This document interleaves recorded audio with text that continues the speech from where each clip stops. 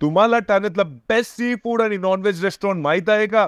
नाही माहिती तर विचार न करता कोकणी हाऊसला व्हिजिट करा, जे ठाणे बेस्ट इथे लोकेटेड आहे. इथे तुम्हाला एकदम मस्त कोकणी व मालवणी जेवण जेवायला मिळेल.